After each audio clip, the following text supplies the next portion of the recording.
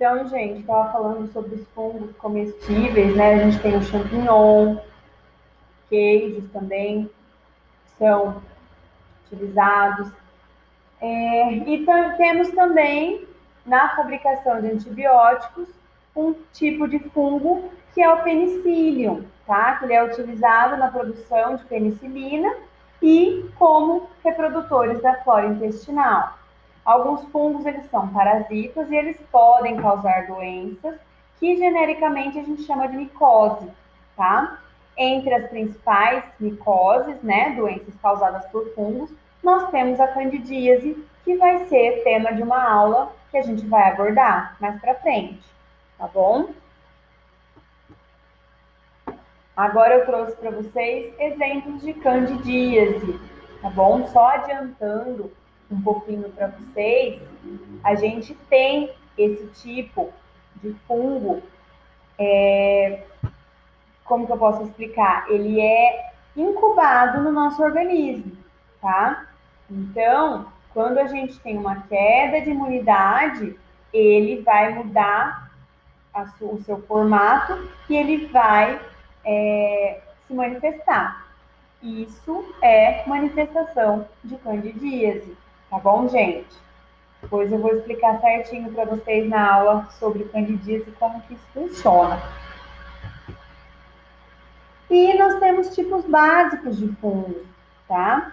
Nós temos os fungos macroscópicos, que são os cogumelos, e os microscópicos, que são os bolores, que vão formar colônias filamentosas, e as leveduras, que são colônias cremosas, tá? Fungo, com certeza, todo mundo aqui já viu, né? Agora a gente vai falar um pouquinho sobre a microbiota do nosso corpo, tá? O que é uma microbiota? É um conjunto de micro-organismos que vai estar presente na superfície da nossa pele, tá? De algumas mucosas também, que vai se instalar no indivíduo, no caso do ser humano, desde o nascimento dele, permanecendo até a sua morte. Então, cada pessoa tem um tipo de microbiota.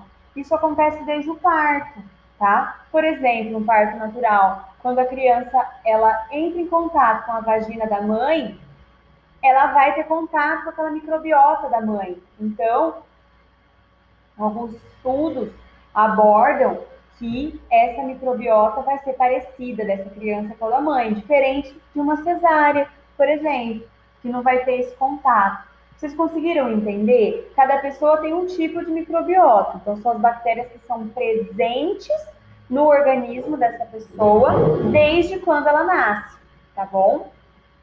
Tipos de mucosas que vão ter microbiota, mucosa conjuntiva, o trato respiratório superior, no caso, a nossa boca vai ter um tipo de microbiota, a cavidade nasal, a orofaringe, a laringe, o intestino grosso, a vagina, a uretra, tá? Entre outros. E isso são mucosas que vão ter a presença de bactérias, tá? Agora a gente tem a mucosa estéril, que não pode ter nenhum tipo de presença de bactérias. No caso, a mucosa brônquica, tá? Dos brônquios, dos alvéolos, a mucosa do útero, da bexiga, essas não podem, tá? Essas têm que ser estéreis, que a gente fala, tá bom? Isso também é um outro conceito que vocês vão ver comigo, conceito de estéreo, tá? Então, tipos estéreis, o baço, pâncreas, fígado, bexiga, sistema nervoso central, o sangue, o sistema linfático, tudo isso é considerado estéreo, tá? Não pode ter presença de bactéria, senão isso vai originar uma infecção, ok? E aí, nós podemos definir, eu vou começar isso nessa aula com vocês hoje, tá?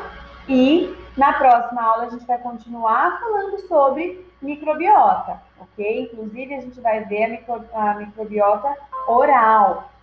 Então, a gente tem, pessoal, a microbiota transitória, ou também chamada de microbiota transiente, que são micro-organismos não patogênicos ou patogênicos, tá? Que vão permanecer na nossa pele ou na nossa mucosa por horas, dias, semanas, tá? Por um bom tempinho, mas ela não vai grudar nessa superfície